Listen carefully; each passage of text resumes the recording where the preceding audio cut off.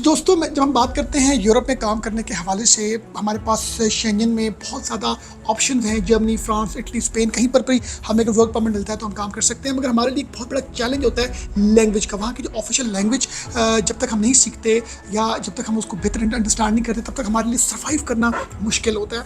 तो जिसकी वजह से मैं आज आपके साथ एक ऐसे वर्क परमिट को डिस्कस करूँगा, वर्क परमिट की टाइप्स को डिस्कस करूँगा और उस कंट्री में जो सबसे एक जो एक्सपोर्टिव चीज़ है वो है वहाँ की लैंग्वेज।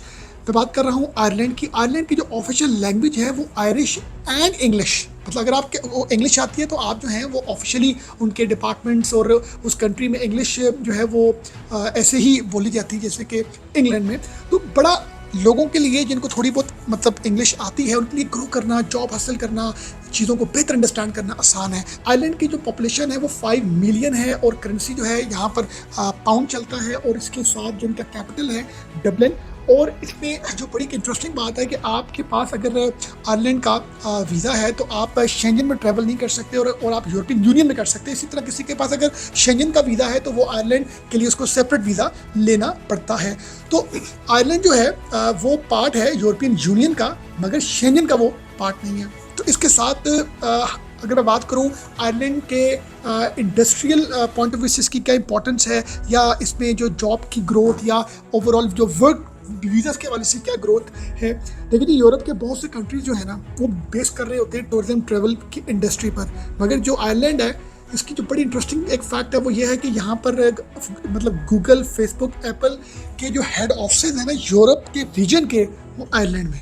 इतना स्ट्रॉन्ग कंट्री है कि इतने बड़े ब्रांड्स के जो यूरोपियन ऑफिस के जो हेड ऑफिस हैं वो आयरलैंड में। और उसके साथ फार्मास्यूटिकल कंपनीज बहुत ज़्यादा हमें देखने को मिलती हैं। फाइनेंशियल हब, हमें बैंकिंग और इस तरह के जो फाइनेंशियल इंस्टीट्यूशंस हैं वो भी बहुत ज़्यादा, मतलब अगर बात करें यूरोप की तो एक स्ट्रॉन्ग जो है होल्ड आयरलैंड रखता है। और एग्रीकल्चर के हवाले से डेयरी फार्मिंग और बीफ प्रोडक्शन में भी बहुत ज़्यादा एक्सपोर्ट जो है वो हमें देखने को मिलती है। और मिनिमम वेज रेट की बात करूँ तो 12.70 पाउंड्स पर आवर एक वेज रेट है। और अगर आपकी एज अंडर जो है बिलो 20 है तो वेज रेट थोड़ा सा कम है।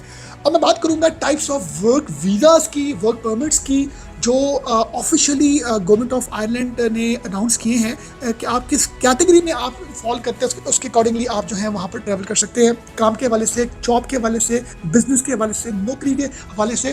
तो पहली जो कैटेगरी है उसका नाम है क्रिटिकल स्किल्स एम्प्लॉयमेंट परमिट। ये हाईली स्किल्ड जो इंटरनेशनल वर्कर्स हैं, फॉरेनर्स हैं, जो हाईली स्किल्ड, हाईली एजुकेटेड, जैसे कि आप कह लें engineers, ICT, health, teachers, architects, जो बहुत हाई एंड लोग होते हैं, ये इस वीज़े के अंडर जो हैं वो आते हैं। और ये वीज़ा ऑब्वियसली रिन्यूएबल होता है। उसके बाद सेकंड कैटेगरी है, उसका नाम है जनरल एम्प्लॉयमेंट परमिट।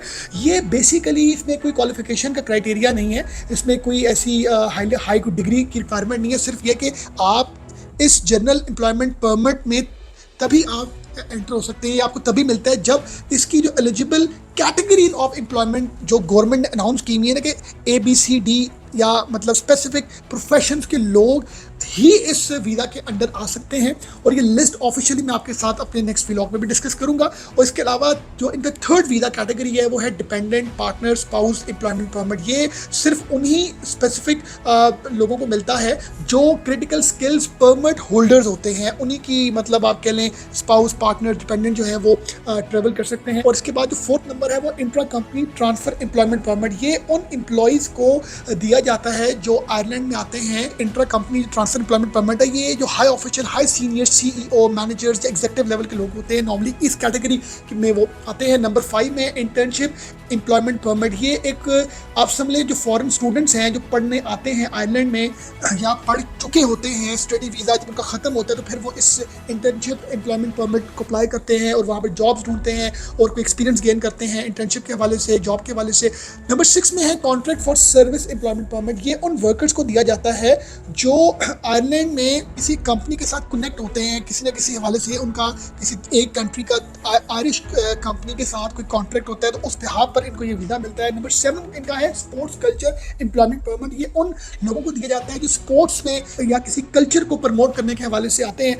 तो ये बेसिकली हेल्प करता है, डेवलप करता है स्पोर्ट्स और कल्चरल फील्ड्स को आयरलैंड में। 8 नंबर जो है वो वीज़ा कैटेगरी है एक्सचेंज एग्रीमेंट एम्प्लॉयमेंट परमिट। ये बेसिकली आप समझें कि जिस तरह बहुत बड़ी जो ऑर्गेनाइजेशन होती हैं वो इस वर्क वीज़ा के अंडर जो है वो अपनी वर्क वीज़ा अप्लाई करते हैं अपने रिसोर्सेज के लिए। जैसे कि आप समझ लें कि कोई ऐसा एक्सचेंज ऑफ स्टूडेंट प्रोग्राम है, कोई टेक्निकल प्रोग्राम है। नेक्स्ट कैटेगरी आती है रीएक्टिवेशन एम्प्लॉयमेंट परमिट। ये उन लोगों को के लिए ये वर्क परमिट होता है जो किसी ना किसी रीज़न से अपने एम्प्लॉयड से किसी ऐसे प्रॉब्लम की वजह से उसको छोड़ना चाहते हैं, या किसी ऐसी वर्क प्लेस में कोई इशू होता है और उस एम्प्लॉय के पास एक बड़े स्ट्रॉन्ग एविडेंस होते हैं कि जी मैं एक री एलोकेट होना चाहता हूँ दूसरी किसी कंपनी में, मेरी कंपनी ने मेरे साथ ये कमिटमेंट्स किए हैं, ये मतलब प्रॉब्लम या फॉल्ट का सामना करना पड़ा। तो ये मैंने आपके साथ जो कैटेगरी डिस्कस की है, इन कैटेगरी में जहाँ पर आप फिट होते हैं या फिट इन होते हैं तो आप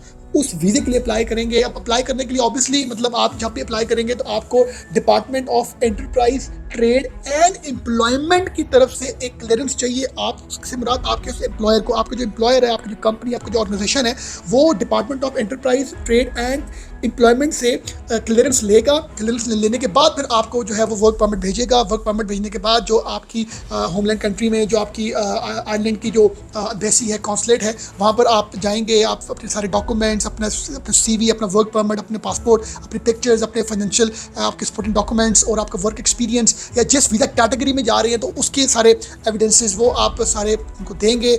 बायोमेट्रिक होंगे, उसके बाद आपका वीज़ा अप्लाई होगा। वीज़ा मिलने के बाद जब आप ट्रैवल करेंगे तो फिर आपको 5 इयर्स वहाँ पर रहने के बाद आपको परमानेंट रेजिडेंसी मिलेगी और परमानेंट रेजिडेंसी के बाद फिर आप एलिजिबल होंगे पासपोर्ट के लिए। तो ये जी आपके साथ मैंने कुछ इंटरेस्टिंग जो है वो डिस्कस की कुछ ऐसे वीज़ा टाइप्स के वाले से। अब आपके लिए जो बहुत आसान है कि आप जॉब हंट करें, जॉब ढूंढें। और मैं आपके साथ नेक्स्ट व्लॉग में आयरलैंड की जो HR कंपनीज हैं, रिक्रूटमेंट कंपनीज हैं, वहाँ की जो कंस्ट्रक्शन कंपनीज हैं, वहाँ की जो मार्ट्स हैं, कहाँ पर जॉब ओपनिंग्स आप जो हैं वो आपको मिल सकती हैं, तो ये सारी आपके साथ नेक्स्ट व्लॉग में डिटेल्स शेयर होंगी। इंशाल्लाह अपना बहुत ख्याल रखिएगा। Thank you very much for watching us.